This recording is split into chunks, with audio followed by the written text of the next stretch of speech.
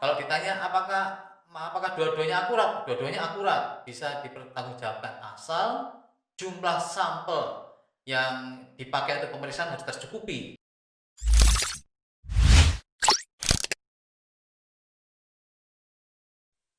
Halo, selamat datang di GO's Corner. Perkenalkan, nama saya Yosi. Saya adalah host untuk acara ini. Ini adalah edisi perdana kita. Nah, untuk diketahui, GO's Corner ini adalah wadah untuk komunikasi ya antara Puskesmas Jabon dengan masyarakat, khususnya di wilayah Jabon atau bahkan nanti untuk masyarakat secara umum dan luas. Nah, di Geos Corner ini kita akan bisa membahas mengenai hal-hal yang tentunya berdasarkan kesehatan. Jadi, pandangan masyarakat mengenai kesehatan atau berita-berita terkini mengenai kesehatan yang perlu diketahui oleh masyarakat. Nah, untuk edisi perdana ini kita akan membahas mengenai stigma masyarakat mengenai COVID-19 namun dari kacamata seorang analis laboratorium. Iya. Nah, sebelum kita masuk ke acara ya atau tadi kita bincang-bincang nih, perlu untuk masyarakat juga mengetahui, mengenal untuk siapa sih sebenarnya untuk narasumber kita kali ini. Ya, baik akan saya bacakan kurikulum PT untuk narasumber. Nama lengkap Dadang Hari Sasongko, lahir di Tulungagung 4 Januari 1972. Untuk riwayat pendidikan ini adalah alumnus IIK Bakti Wiyata Kediri tahun 1994. Nah, untuk riwayat pekerjaannya beliau sebagai tenaga analis laboratorium Puskesmas Jabon mulai tahun 2006 sampai dengan sekarang. Dan untuk organisasi profesi ini yang digeluti adalah organisasi Patelki ya, dan beliau menjabat sebagai wakil ketua DPC Sidoarjo, DPC Kabupaten Sidoarjo.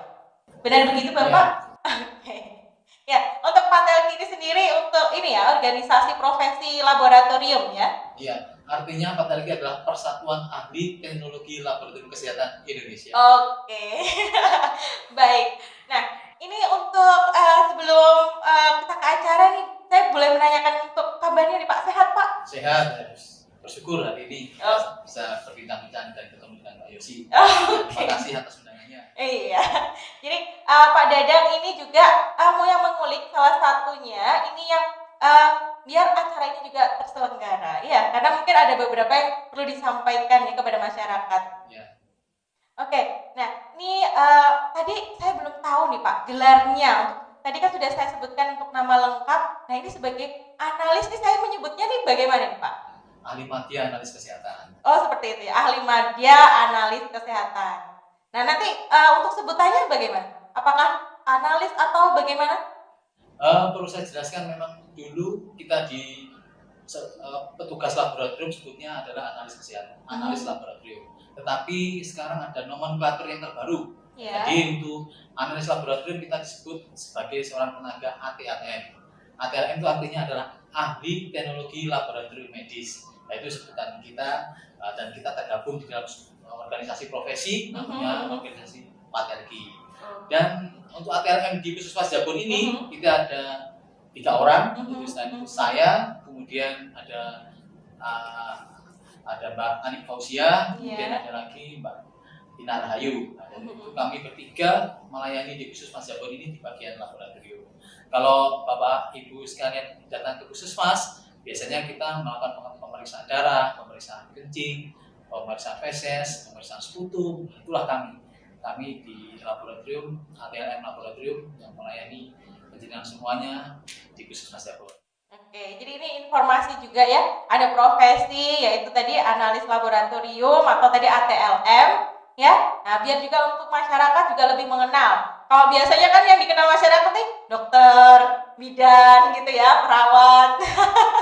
Nah, ini ternyata di balik layar ya untuk kesehatan masyarakat saat ini juga dibutuhkan untuk analis kesehatan, analis laboratorium atau ATLM tadi. Nah, ini berbicara mengenai laboratorium nih Pak. saat ini nih kan masa pandemi COVID-19. Nah, ini sih sebenarnya bagaimana sih perannya seorang analis ini dalam kesehatan, khususnya ini di era pandemi COVID ini? Kami di laboratorium diberi tugas, jadi tugas kami adalah yang pertama, kalau di era COVID, saat ini kita juga melakukan pemeriksaan darah. Pemeriksaan darah di sini bisa pemeriksaan darah lengkap dan juga ada pemeriksaan untuk COVID-19 namanya pemeriksaan rapid antibody COVID-19. Dan selain itu juga kita melakukan pemeriksaan pengambilan sampel untuk swab. Nah, ini nanti akan dilakukan pemeriksaan PCR yang akan dilaksanakan di laboratorium kontainer di GOR Kabupaten Sidoarjo. Ya. Kembali lagi ya mengenai tadi mengenai rapid test. Nah, ini kan masyarakat juga sudah mulai mendengar nih. Ini harus ada rapid test gitu seperti itu. Mungkin yang ada perjalanan harus melakukan rapid test dulu. Nah, ini sebenarnya apa sih Pak rapid test itu? Terus apa sih bagaimana sih pemeriksaannya? Perlu saya luruskan dulu kepada seluruh masyarakat semua bahwa rapid test bukan pemeriksaan. Ya, rapid test adalah metode pemeriksaan. Sedangkan rapid itu artinya cepat. Rapid artinya cepat. Jadi adalah sebuah metode pemeriksaan yang dilakukan secara cepat. Memang untuk metode rapid test ini saat ini yang terkenal atau saat ini yang dipahami masyarakat adalah pemeriksaan untuk COVID-19. Padahal untuk pemeriksaan rapid test bisa dilaksanakan untuk bermacam-macam pemeriksaan. Metode rapid dilaksanakan untuk bermacam-macam pemeriksaan. Contohnya, kebetulan saya ini saat ini bawa untuk pemeriksaan rapid COVID-19 bentuknya seperti ini. Nah, ini pemeriksaan rapid test untuk COVID-19. Ada lagi untuk pemeriksaan rapid test untuk pemeriksaan sifilis. Ada juga rapid untuk pemeriksaan sifilis. Nah, bentuknya seperti ini. Nah, ini adalah pemeriksaan rapid test untuk pemeriksaan sifilis. Ada juga pemeriksaan rapid test untuk pemeriksaan HIV. Ini seperti ini. Nah, ini untuk rapid test untuk pemeriksaan HIV. Ada lagi rapid test untuk pemeriksaan hepatitis. Nah, bentuknya seperti ini. Kemudian ada lagi yang terakhir ini, kebetulan saya bawa rapid test untuk pemeriksaan tes kehamilan. Nah, ada juga. Nah, bentuknya seperti ini. Nah, ini adalah rapid test untuk pemeriksaan tes kehamilan. Jadi, rapid test adalah metode pemeriksaan. Sedangkan pemeriksaan untuk COVID-19 adalah yang benar sebenarnya pemeriksaan antibodi SARS-CoV. Nah, gitu. Jadi pemeriksaan antibodi karena yang diperiksa adalah antibodinya. Ya. Jadi ini tadi perlu saya simpulkan. Jadi untuk rapid test ini adalah metode pemeriksaan, benar? Nah, jadi jangan salah ya. Nanti kalau ingin periksa ya, jangan cuma bilang mau rapid test. Nah, ini rapid test apa dulu gitu ya. Jadi kalau memang untuk pemeriksaan COVID-19, maka berarti pemeriksaan rapid test antibodi COVID-19. Oke, jadi itu informasi ya untuk masyarakat. Jadi jangan sampai salah. Nah, untuk pemeriksaan rapid test itu sendiri ya, ini di masyarakat nih banyak keluhan yang mengatakan bahwa pemeriksaan rapid test ini nggak akurat ya, atau kurang akurat seperti itu. Nah, kalau dari segi pandang analis ini seperti apa sih Pak? Baik, untuk pemeriksaan rapid test memang ada kelemahan. Jadi fungsinya sebenarnya pemeriksaan rapid test itu adalah untuk mengetahui adanya antibodi terhadap virus COVID-19. Jadi untuk mengetahui adanya antibodi. Dan ini ada kelemahan. Kelemahannya adalah bahwa pemeriksaan rapid test antibodi COVID-19 ini tidak bisa mendeteksi antibodi sejak dini. Jadi jika terjadi infeksi antara 1 sampai 7 hari, biasanya didapatkan hasil yang negatif. Nah, di sini jadi untuk antibodi bisa timbul setelah 7 hari. Jadi untuk infeksi yang menginfeksi pasien antara 1 sampai 7 hari tidak bisa terdeteksi oleh pemeriksaan ini. Nah, itu mungkin kelemahannya. Tetapi walaupun punya kelemahan, dia juga punya kelebihan. Nah, pemeriksaan rapid ini punya kelebihan. Kelebihannya adalah bahwa pemeriksaan rapid ini bisa dilaksanakan secara mobile. Bisa dilakukan di mana-mana. Seperti yang kita laksanakan kalau di puskesmas, kita bisa melaksanakan di balai desa, kita laksanakan di pasar, kita laksanakan di kecamatan. Itu adalah bisa mobile pemeriksaan rapid test. Selain itu hasilnya bisa kita ketahui secara cepat. Namanya juga tes rapid, tes cepat. Kita ketahui tidak lebih dari 15 menit. Nah, Itu kelebihan-kelebihan dari tes rapid. Jadi walaupun dia punya kelemahan, tapi dia juga punya kelebihan. Jadi mungkin karena masa infeksinya tadi ya yang belum bisa langsung menunjukkan ketika terinfeksi dalam waktu yang masih dekat seperti itu. Ya, untuk infeksi ini memang tidak bisa dideteksi dengan menggunakan tes rapid ini. Ya, tapi tadi ya bisa dilakukan, jadi lebih mudah dilakukan dan dilakukan di tempat terbuka seperti di masyarakat lebih mudah seperti itu mungkin Bapak ya. Ini masih seputar mengenai rapid test. Untuk saat ini saya ingin menanyakan mengenai cara pengambilan sampel. Kemarin di masyarakat ada ini yang bilang saya pernah diambil di jari. Nah ada juga yang bilang saya juga pernah nih diambilnya tapi di lengan. Nah seperti apa itu bedanya atau mungkin tingkat keakurasinya? Apakah ada perbedaan? Ya, baik. Untuk teknik pemeriksaan antibodi COVID-19 ini memang ada beberapa sampel yang bisa kita lakukan pemeriksaan. Jadi bisa dilakukan pemeriksaan dengan dari ujung jari, jadi itu pemeriksaan dari darah segar, itu melalui darah kapiler. Juga bisa kita melakukan pemeriksaannya dengan menggunakan sampel plasma atau serum yang diambil dari lengan. Nah, jadi bisa dua-duanya bisa dilaksanakan. Biasanya kalau kita melakukan pemeriksaan secara mobile, biasanya sampel yang dipakai adalah menggunakan sampel dari darah kapiler. Tetapi kalau biasanya kita di puskesmas, kalau kita melakukan pemeriksaan antibodi COVID-19 ini terhadap ibu hamil, biasanya ada pemeriksaan-pemeriksaan yang lain selain pemeriksaan antibodi itu. Juga ada pemeriksaan HB, pemeriksaan golongan darah, dan juga pemeriksaan untuk HIV, untuk hepatitis B, sifilis. Nah, makanya itu pengambilan sampelnya dengan menggunakan di lengan, yaitu menggunakan darah vena, karena butuh sampel yang banyak.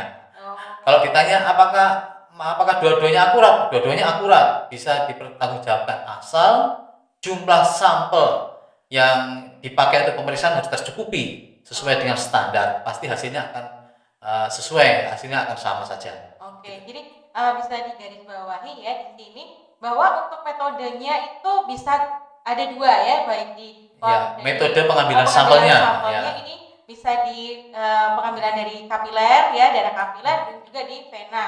Tergantung ini tadi mau diperiksa seperti apa, asalkan jumlah sampelnya cukup. Seperti itu ya, jadi nggak ada bedanya. Oke, nah selain tadi dari rapid test, kita juga pernah mendengar ini mengenai swab test. Nah, apa sih ini bedanya tadi dengan rapid test, setelah itu swab test, seperti itu? Ya, perlu saya jelaskan di sini Mbak Yosi, kalau swab itu bukan nama pemeriksaan ya sebenarnya. Ya, swab adalah cara pengambilan sampel. Sama dengan kalau kita di laboratorium, cara pengambilan sampel ada bermacam-macam. Kalau mengambil sampel darah, ya bisa dengan dari ujung jari, ditusuk ujung jari, ditusuk kemudian atau di lengannya. Nah, kalau untuk sampel urin kita lakukan dengan cara ditampung. Nah, kebetulan untuk pemeriksaan COVID-19 ini ada pengambilan sampel dengan metode swab. Nah, metode swab sebenarnya metode swab ini selain untuk COVID-19 juga ada lagi untuk pemeriksaan lain. Tidak mesti pengambilan swab ini hanya untuk COVID-19 saja. Jadi metode pengambilan sampel untuk pemeriksaan difteri, nah itu pengambilan sampelnya juga sama dengan COVID-19, yaitu dengan cara di swab. Di swab di nasofaring, di hidung sini, atau di swab di tenggorok. Hampir sama ya? Sama, ya sama. Jadi swab adalah metode pengambilan sampelnya, sedangkan pemeriksaannya adalah pemeriksaan bisa dilakukan untuk molekuler PCR atau molekuler TCM, itu baru pemeriksaannya. Ya, pemeriksaan terhadap COVID-19-nya. Ya, gitu, Pak. Jadi PCR itu ya, itu adalah untuk pemeriksaannya. Jadi swab itu tadi adalah metode pengambilan sampelnya. Oke, jadi ini ilmu baru lagi ya. Jadi kita mungkin kalau dari segi analis ini mungkin ada sedikit salah gitu ya, mungkin kurang benar untuk yang di masyarakat. Jadi ini ada informasi baru. Oke, nah untuk swab test ini sendiri, nah ini dibutuhkan berapa lama sih Pak? Karena kemarin juga ada kejadian nih di masyarakat, gak banyak juga di berita-berita sudah ada pasien ya terkonfirmasi COVID-19 ya melalui rapid test tadi ya positif. Nah, setelah itu dilakukan swab test. Nah, setelah dilakukan swab test hasilnya ini belum keluar ya. Nah, pasiennya meninggal. Iya. Untuk metode molekuler, yaitu istilah metode molekuler pemeriksaan untuk COVID-19, sebenarnya ada dua metode, Mbak. Ada metode yang pakai PCR, ada juga lagi metode menggunakan alat TCM. TCM itu tes cepat molekuler. Semuanya juga sama untuk mendeteksi ada tidaknya virus di dalam tubuh pasien. Ya. Kemudian memang sebenarnya untuk pemeriksaan TCM dan PCR itu bisa selesai dalam jangka waktu 1 hari. Ya, sebenarnya 1 hari sudah bisa selesai. Tetapi ya sebenarnya, tapi kan selama ini kok sampai 1 minggu kok belum selesai. Ya memang itu sebenarnya berhubungan dengan jumlah alat yang dipakai terlalu sedikit, sedangkan jumlah pasien terlalu banyak. Nah, akhirnya sampel ini harus menunggu, supaya untuk daftar tunggu untuk dilakukan pemeriksaan. Dan bersyukur sekali untuk saat ini dan pemerintah sudah melakukan terobosan-terobosan, yaitu dengan didirikannya sekarang ada laboratorium PCR di GOR. Nah, ini menggunakan kontainer itu, yaitu merupakan terobosan terbaru dari pemerintah supaya untuk memperbanyak jumlah alat. Nah, sehingga saat ini kan tidak terlalu lama lagi kita bisa menunggu hasil itu. Paling tidak setelah 2 hari kita bisa mengetahui hasil pemeriksaan PCR itu. Jadi memang dulu lamanya bukan karena pemeriksaan yang lama, tetapi memang terlalu banyaknya jumlah sampel yang dikirim dan serta terbatasnya jumlah alat yang dipakai untuk melakukan pemeriksaan itu. Gitu, Mbak. Iya. Jadi kalau dulu mungkin karena ini baru booming ya, meledak kejadian untuk COVID-19, jadi ini banyak sekali yang langsung diperiksa, kita belum siap untuk alatnya, pemeriksaan, sehingga tadi untuk hasilnya juga akan sedikit lama. Nah, untuk saat ini mungkin kita sudah lebih siap, juga pemerintah juga sudah menyediakan alat-alat pemeriksaannya ya, fasilitasnya juga sudah mulai memadai. Nah, ini berarti untuk tes PCR-nya juga hasilnya sekarang sudah nggak terlalu lama, 2-3 hari tadi ya. Nah, baik. Tadi sudah dijelaskan mengenai 2 metode untuk pemeriksaannya ya, pemeriksaan rapid dan juga untuk PCR-nya. Nah, dari 2 metode ini sebenarnya pemeriksaan mana sih yang memastikan benar-benar untuk pasien itu terkonfirmasi COVID seperti itu? Baik, terima kasih Mbak Yosi. Untuk pemeriksaan rapid test jika didapatkan hasil positif, maka sekarang ini perlu dilakukan pemeriksaan berikutnya, yaitu pemeriksaan PCR. Kenapa begitu? Ya memang sebenarnya fungsi pemeriksaan PCR ini adalah untuk mengetahui adanya RNA virus. Jadi karena yang diketahui ada RNA virus, maka jika ada virus yang sedikit saja di dalam tubuh pasien, jika kita lakukan swab, maka akan terdeteksi. Sedikit saja akan terdeteksi. Dan pemeriksaan ini adalah pemeriksaan yang tertinggi saat ini, yang terpercaya untuk menegakkan diagnosa untuk COVID-19 ini. Selain juga bisa sedikit saja, jika ada virus sedikit saja bisa terdeteksi, pemeriksaan ini juga spesifik. Karena spesifik, maka ini paling akurat untuk saat ini. Jadi kalau bisa dilakukan pemeriksaan rapid, tidak bisa dikatakan positif sebelum didapatkan hasil pemeriksaan PCR yang positif. Nah, ini juga ada kejadian juga di masyarakat. Nah, ini biasanya pasien tadi sudah dilakukan untuk pemeriksaan rapid. Nah, terkonfirmasi hasilnya positif. Nah, setelah dilakukan pemeriksaan PCR, ya, melalui metode swab tadi, ternyata hasilnya negatif. Nah, atau bahkan sebaliknya, ya. Jadi awalnya ini tidak terdeteksi pada rapid, ya, pemeriksaan rapid, ternyata setelah di swab hasilnya positif. Nah, ini seperti apa sih, Pak? Terima kasih Mbak Yosi pertanyaannya. Ya. Memang untuk pemeriksaan antibodi terhadap COVID-19 itu sebenarnya jenis antibodi yang dilakukan pemeriksaan itu ada 2 macam. Ya, ada 2 macam antibodi, yaitu pertama antibodi IgM, kemudian IgG. Itu jenis antibodi yang diperiksa. Kemudian kalau digabungkan dengan PCR itu bagaimana hubungannya? Sebenarnya seperti ini Mbak Yosi. Jika dilakukan pemeriksaan rapid test antibodi didapatkan IgM negatif, IgG negatif, nah kemudian dilakukan pemeriksaan PCR karena pasien ini ada gejala misalnya begitu. Kemudian dilakukan PCR ternyata didapatkan hasil yang positif. Nah ini bagaimana? Ya tidak apa-apa. Memang seperti yang saya jelaskan di awal bahwa untuk pemeriksaan rapid antibody ini tidak bisa mendeteksi terhadap COVID ini sejak dini. Nah, maka kalau biasanya dilakukan pemeriksaan antibody didapatkan IgM negatif, IgG negatif, kemudian pemeriksaan PCR-nya positif, nah itu artinya pasien masih terinfeksi virus di tahap-tahap awal. Ya, di tahap awal. Makanya belum terbentuk antibodinya, maka didapatkan kalau dilakukan pemeriksaan antibody terhadap COVID, dia dapatkan hasil negatif. Biasanya tahap awal ini antara 1 sampai 7 hari. 1 sampai 7 hari. Jadi itu pemeriksaan antibodinya IgM negatif, IgG negatif, PCR-nya positif. Beda lagi jika kadang-kadang dilakukan pemeriksaan rapid antibody didapatkan IgM yang positif, misalnya IgM-nya positif, IgG-nya negatif, kemudian dilakukan pemeriksaan PCR, ternyata didapatkan hasil positif. Nah, ini berarti IgM itu adalah pertanda bahwa virus sudah mulai berkembang biak.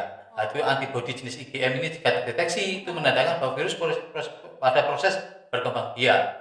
Nah, biasanya untuk jika didapatkan hasil seperti ini, itu infeksi di dalam tubuh pasien itu antara 7 sampai 14 hari. Ya. Kemudian jika dilakukan pemeriksaan rapid test didapatkan hasil IgM positif, IgG positif, kemudian dilakukan pemeriksaan PCR. Nah, didapatkan hasil yang positif juga. Nah, itu biasanya infeksi di dalam tubuh pasien itu antara 14 sampai 21 hari. Dan bersyukur ini IgG-nya sudah mulai tumbuh, mulai ada. Itu pertanda bahwa antibodi pasien sudah mulai terbentuk. Jadi tanda-tanda baik lah, setelah itu sudah mulai terbentuk antibodi pasien terhadap COVID ini, Mbak Isi. Jika dilakukan pemeriksaan untuk pemeriksaan rapid antibody ini didapatkan pemeriksaan IgM negatif, kemudian IgG positif, kemudian pemeriksaan PCR-nya positif, itu biasanya infeksi antara 21 sampai 28 hari. Nah, ini memang masih terdapat virus, tetapi pasien sudah pada posisi tanda-tanda kepenyembuhan karena IgM sudah negatif, ya kemudian IgG sudah positif. Nah, ini pasien sudah mulai tanda-tanda penyembuhan, masih perlu isolasi mandiri lagi sampai 28 hari. Jika nanti didapatkan pemeriksaan antibody, misalnya pemeriksaan untuk IgM-nya negatif, IgG-nya positif, kemudian dilakukan pemeriksaan PCR hasilnya negatif, nah, IgM negatif, IgG positif, PCR negatif, itu artinya pasien sudah sembuh. Nah, jadi masyarakat jangan kalau dilakukan pemeriksaan rapid test kemudian didapatkan hasil IgG positif, IgM negatif, kemudian kalau dilakukan pemeriksaan swab, tidak apa-apa, ikuti aja protokolnya. Jika ternyata dilakukan pemeriksaan swab, ternyata pemeriksaan swab untuk pemeriksaan PCR itu terdapatkan hasil yang negatif, artinya panjenengan sudah memiliki antibodi terhadap COVID-19 ini, dan mungkin dulu pernah kemasukan, tetapi mungkin tanpa gejala tidak dirasa, dan pada waktu sekarang dilakukan pemeriksaan ternyata sudah memiliki antibodi itu terhadap COVID-19. Jika dilakukan PCR hasil yang negatif, ya berarti jenengan sudah terbebas dari COVID itu dan memiliki antibodi terhadap COVID-19. Seharusnya bersyukur itu. Ya, jadi itu tadi ya, mungkin penjelasan yang panjang lebar tadi ini untuk menjelaskan benar-benar bahwa metode pemeriksaan itu juga tergantung untuk masa inkubasi penyakit tersebut. Ya, jadi bukan berarti tadi ketika rapidnya positif terus PCR-nya negatif, ini berarti rapidnya yang salah, tetapi tadi ya dilihat masa inkubasinya juga ternyata. Ya, itu bisa dibaca. Jadi berhubungan sebenarnya itu bisa menunjukkan sejauh mana virus itu menginfeksi terhadap pasien. Ya, jadi jangan sampai salah ya. Jadi bukan salah. Misalnya, kalau rapidnya positif, nanti swabnya harus positif ya. Jadi persepsinya masyarakat. Jadi nggak usah rapid aja langsung apa namanya PCR atau seperti Iya. apa. Nah, ternyata memang metodenya seperti itu. Iya. Karena memang tergantung dari masa inkubasi penyakit itu dan juga tadi untuk kekebalan tubuh juga sampai mana kekebalan Iya, tubuh betul. kita. Oke, ini ilmu baru. Nah, ini saya sedikit kembali lagi Bapak ya. Mungkin tadi yang untuk metode rapid test ya. Nah, ini kemarin untuk metode rapid test ini ketika ada kebijakan untuk perjalanan. Nah, ini untuk perjalanan. Biasanya masyarakat ini yang ingin perjalanan keluar kota atau kemarin juga ada mahasiswa pendaftaran ya. Nah, ini harus melakukan rapid test dulu nih.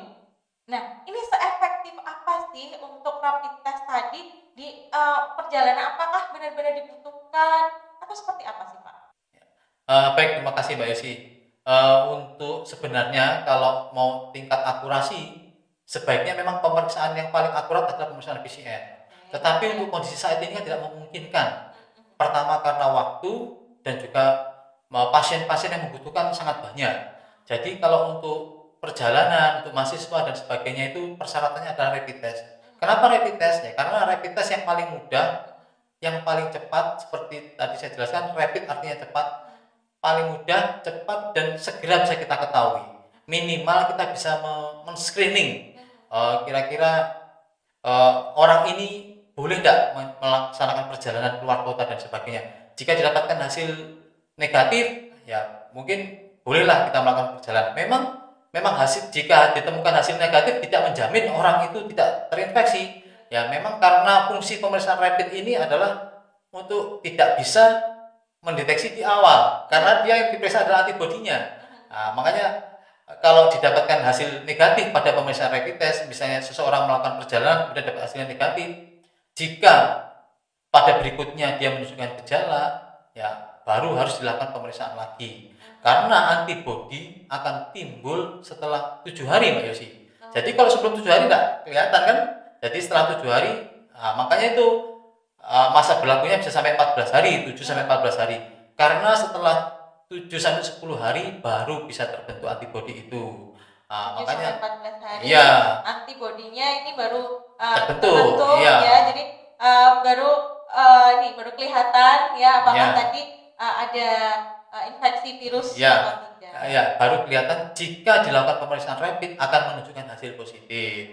Jadi kalau pemeriksaan hasil pertama negatif, bisa jadi hari yang ke-14 nanti kita lakukan pemeriksaan positif karena infeksinya besok 2 hari lagi atau seminggu lagi dia baru terinfeksi kan kita tidak tahu. Makanya tidak ada surat bebas COVID, yang ada adalah hasil pemeriksaan rapid di tanggal itu.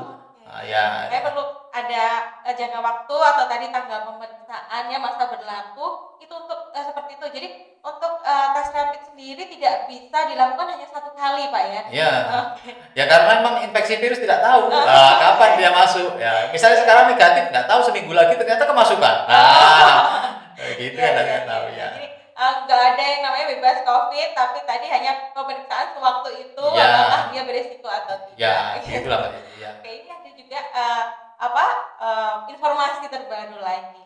Oke, nah ini mengenai informasi terbaru nih Pak. Di rumah sakit besar saat ini sudah melakukan pemeriksaan serologi. Nah, seperti apa sih sebenarnya untuk pemeriksaan serologi itu sendiri? Terus apa bedanya dengan pemeriksaan yang sudah dilakukan? Baik, saya akan menjelaskan tentang tes serologi. Tes serologi itu sebenarnya namanya tesnya adalah tes antibodi COVID-19. Sebenarnya sama dengan pemeriksaan yang kita laksanakan dengan metode rapid. Cuma kalau tes serologi itu menggunakan alat autoanalyzer, alat yang canggih. Jadi memang untuk saat ini banyak orang yang lebih percaya dengan memakai tes serologi ini karena dia menggunakan alat yang canggih. Pengambilan darahnya juga, pengambilan sampelnya sama, diambil dari darah. Jadi karena yang diperiksa antibodi, yang diambil juga dari darah. Dan memang untuk saat ini memang sudah mulai mengarah tidak menggunakan pemeriksaan rapid lagi, tetapi menggunakan tes serologi ini. Sebenarnya sama, tes antibodi terhadap SARS dan COVID. Sebenarnya sama aja dengan pemeriksaan untuk rapid. Ya, begitu Mbak Isi. Ya. Mungkin karena alatnya lebih baru ya, jadi inovasi terbaru. Tetapi untuk metode-metode yang sudah dilakukan Fungsinya sama. fungsinya sama. Untuk mengetahui adanya antibodi ya, antibodi. Tapi tidak ini ya menghilangkan nanti untuk fungsi pemeriksaan yang sudah ada saat ini. Ya. Boleh lah, kalau pemeriksaan serologi harus dilakukan di laboratorium. Tidak bisa mobile seperti yang rapid. Rapid kan bisa dilakukan mobil di mana-mana, bisa langsung diketahui hasilnya dengan cepat. Memang bedanya seperti itu. Setiap metode punya kelebihan dan kekurangan masing-masing. Ya, begitulah, Pak. Ya. Oke. Nah, untuk perbincangan kita pada pagi sampai siang hari ini sudah lumayan banyak informasi ya ternyata yang kita dapatkan ya. Nah, ini ternyata dari segi seorang analis atau tadi analis laboratorium. ATLM. Ya. Oke, ini ternyata banyak segi juga dan juga merupakan untuk garda terdepan ya dalam penanggulangan virus COVID-19 ini. Nah, ini yang ingin saya ulik-ulik nih Bapak. Nah, selama pandemi ini, selama bekerja pada saat pandemi ini ada momen atau ada kejadian yang paling berkesan nggak sih pada saat melakukan pemeriksaan itu? Baik, Mbak Yesi, terima kasih. Memang di era pandemi ini kita ATLM di seluruh Indonesia ya mungkin baru kali ini kita melakukan pemeriksaan dengan menggunakan hazmat ya. Kemudian kita juga diberi tugas untuk mengambil sampel swab dengan menggunakan hazmat. Ya kalau kita menggunakan hazmat di ruang ber-AC mungkin masih lumayan. Ya kalau kita kemarin ATLM Sidoarjo mengambil sampel swab untuk pemeriksaan COVID-19 ini, kita melakukan pengambilan sampelnya di GOR ya, dengan menggunakan hazmat, dengan menggunakan APD yang lengkap dan tertutup rapat. Dan kita tahu sendiri di GOR bagaimana panasnya ya. Nah, pada waktu melakukan pemeriksaan di sana ya pasti setelah melakukan pemeriksaan dari pagi jam 8 sampai jam 12 siang, setelah selesai kita mengambil sampel, kita bersama-sama mencopot hazmat bersama-sama dengan teman-teman, baru kelihatan di sana wajah teman-teman itu yang dulunya hitam jadi putih. Mereka yang putih jadi pucat sekali ya. Karena mungkin kita semuanya kekurangan cairan ya. Seperti sauna. Karena kekurangan cairan karena jadi pada waktu kita melepas hazmat kita bisa lihat pada waktu kita melepas handscoon, pada waktu handscoon terlepas keringat mengucur seperti cairan. Kalau kita kumpulkan mungkin jumlah keringat yang keluar itu bisa sampai 1 gelas itu. Wah ya itulah. Ya itulah perjuangan kita untuk bersama-sama sama teman-teman itu untuk menanggulangi COVID ini. Kita berdoa semuanya tetap sehat semua, gitu Mbak Yesi ya. Iya. Wah ini, terima kasih Bapak ini berbagi sharing pengalaman ya. Nah ini adalah salah satu profesi ya mungkin yang belum banyak yang terungkap ya. Ini analis kesehatan, analis laboratorium tadi ATLM maaf ya. Ini ternyata juga sebagai garda terdepan dalam penanggulangan virus COVID-19 ini. Nah, ini terakhir nih Pak, apa sih yang ingin jenengan sampaikan ya kepada masyarakat, pesan-pesan masyarakat seperti itu? Baik, itu terutama untuk masyarakat Jabon ya. Waktu tahun 2006 saya masuk di Puskesmas Jabon, masyarakat kalau berobat ke puskesmas biasanya mereka maunya datang kemudian diperiksa dokter lalu pulang membawa obat dan sembuh. Jika dokter menyarankan untuk dilakukan pemeriksaan laboratorium, biasanya mereka merasa bahwa pemeriksaan laboratorium itu menghabiskan waktu. Pemeriksaan laboratorium itu tidak ada gunanya. Dengan melakukan pemeriksaan laboratorium itu mengeluarkan duit lagi. Gitu ya. Seiring berjalannya waktu, bersyukur dan saat ini masyarakat sudah mulai berubah stigmanya. Pada waktu mereka sekarang berobat di puskesmas, kalau tidak periksa laboratorium rasanya tidak afdol. Jadi kalau mereka sudah memanfaatkan laboratorium selain pada waktu sakit juga untuk cek kesehatannya. Jadi kalau tidak cek laboratorium, kalau ke puskesmas itu rasanya tidak marem karena tidak ketahuan penyakitnya. Mereka sudah memanfaatkan dan bersyukur memanfaatkan laboratorium dengan baik. Dan pesan saya untuk masyarakat Jabon, ya, terus kita dukung Puskesmas Jabon dalam rangka meningkatkan derajat kesehatan masyarakat di wilayah Jabon ini. Dan terus di era pandemi COVID ini, ya kita terus mengikuti protokol kesehatan dan terus juga menjaga kesehatan. Dan untuk teman-teman ATLM dan yang berjuang bersama-sama dengan saya, ya tetap semangat dan terus jaga kesehatan dan salam Patelki. Oke. Baik, terima kasih Bapak Dadang atas kehadirannya ya. Kita udah bincang-bincang, ngobrol-ngobrol banyak di GO's Corner ini. Nah, kita hari ini sudah dapat materi-materi atau info-info terbaru atau informasi yang sebelumnya ya masih gampang di masyarakat. Nah, ini sudah mulai terbuka hari ini, terutama untuk pemeriksaan virus COVID-19. Nah, semoga materi-materi yang kita adakan hari ini, yang kita bincangkan hari ini bermanfaat bagi masyarakat. Jangan lupa untuk like, comment, share, and subscribe di channel YouTube kita, GO's Corner.